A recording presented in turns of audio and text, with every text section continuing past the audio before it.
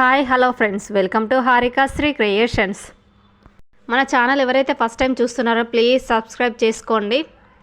ఈరోజు కోడిగుడ్డు ఎల్లిపాయ కారం అనేది ఎలా ప్రిపేర్ చేసుకోవాలో చూద్దాం. ఎప్పుడు ఎగ్ కర్రీ ఒకే విధంగా కాకుండా ఇలా ఒకసారి నేను చూపించే విధంగా చేయండి. చాలా అంటే చాలా బాగుంటుంది, మీ పిల్లలకు కూడా నచ్చుతుంది. ఒక్కసారి ట్రై చేసి కామెంట్ చేయండి ఎలా ఉందో.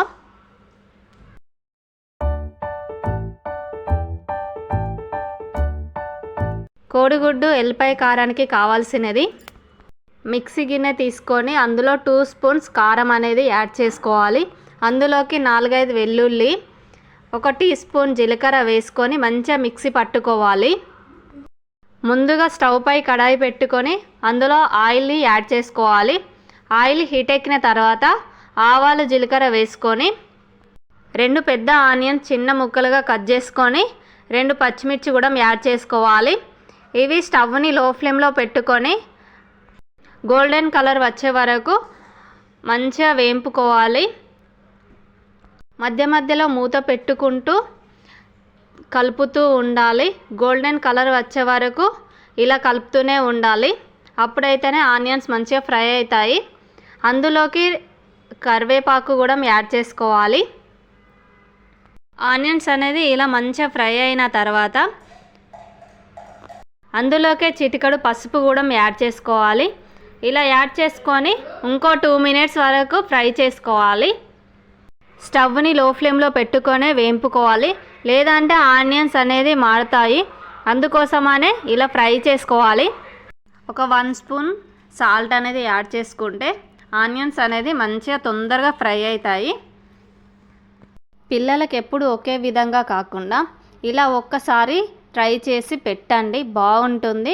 మనకు జలుబు దగ్గు వచ్చినప్పుడు కూడా ఎల్లిపాయ కారం అనేది కంపల్సరీ తింటారు. అలా తినని వాళ్ళు ఇట్లా ఎల్లిపాయ కారం అనేది పెట్టండి. ఇలా వీడియోలో చూపించే విధంగా ఆనియన్స్ అన్నది కడాయి చుట్టూ అనుకోవాలి. మధ్యలో ఆయిల్ అనేది వస్తుంది కదా, అప్పుడు ఎగ్స్ అనేది నేనైతే 2 ఎగ్స్ తీసుకున్నాను. ఇక పగలగొట్టి వేసుకున్న తర్వాత ఎగ్స్ను ఆనియన్స్ అనేది కలపకూడదు. ఒక 2 మినిట్స్ ఇట్లా వదిలేయాలి. ఓన్లీ ఎగ్స్ అనేది కలుపుకొని ఒక 5 మినిట్స్ మూత పెట్టుకుంటే సరిపోతుంది. ఎగ్స్నే ఓన్లీ కలపండి, ఆనియన్స్ అయితే అలానే వదిలేయండి. స్టవ్ని లో ఫ్లేమ్లో పెట్టుకొని ఇలా మూత పెట్టుకొని ఒక 5 మినిట్స్కి తీస్తే ఎగ్ అనేది మంచిగా బాయిల్ అవుతుంది.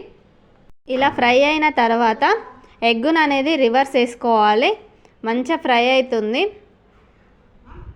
ఇలా మొత్తం ఫ్రై అయిన తర్వాత ఎగ్ అనేది 2 వైపులా మంచిగా కాల్చుకోవాలి.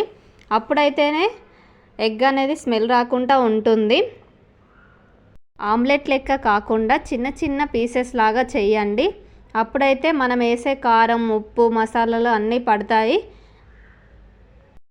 ఇలా చిన్న చిన్న పీసెస్ లాగా చేసిన తర్వాత ఆనియన్స్ ఉన్న ఎగ్ అనేది మంచిగా కలిసే విధంగా కలుపుకోవాలి. మనం ముందుగానే ప్రిపేర్ చేసుకున్న ఎల్లిపాయ కారం జీలకర్ర అనేది మిక్సీ పట్టుకున్నాం కదా, అది కూడా ఇందులో వేసుకొని ఎగ్గుకు పట్టే విధంగా మొత్తం కలుపుకోవాలి. మూత పెట్టుకుంటూ లో ఫ్లేమ్లో కలుపుకోండి, అప్పుడైతేనే ఎగ్గుకు మంచిగా కారం అనేది పడుతుంది. కొంచెం మసాలా వేసుకొని ఒక 5 మినిట్స్ ఉంచుకుంటే సరిపోతుంది. ఎగ్ కర్రీ అనేది ఎంత పర్ఫెక్ట్గా రెడీ అయిందో చూడండి. ఇలా మొత్తం ఫ్రై అయిన తర్వాత లాస్ట్కు కొత్తిమీర చల్లుకొని స్టవ్ ఆఫ్ చేసుకోవడమే. ఎంత అంటే అంత టేస్టీగా ఉంటుంది, మీ పిల్లలకు కూడా నచ్చుతుంది, మీకు కూడా నచ్చుతుంది. ఒకసారి ట్రై చేయండి. జలుబు దగ్గు జ్వరము ఉన్నప్పుడు ఇలా టేస్టీగా ఒక్కసారి ట్రై చేసి తినండి. జలుబు తొందరగా తగ్గుతుంది. జలుబులు జ్వరం వచ్చినప్పుడు ఎల్లిపాయ కారం చేస్తారు కదా, అదే విధంగా కాకపోతే ఎగ్ వేసి చేసుకోవడం. నా వీడియో కనుక నచ్చినట్టయితే ప్లీజ్ లైక్, షేర్, సబ్స్క్రైబ్ చేసుకోవడం మర్చిపోకండి. కామెంట్ తప్పకుండా చేయండి. ఈ రెసిపీ ఎలా ఉందో చెప్పండి.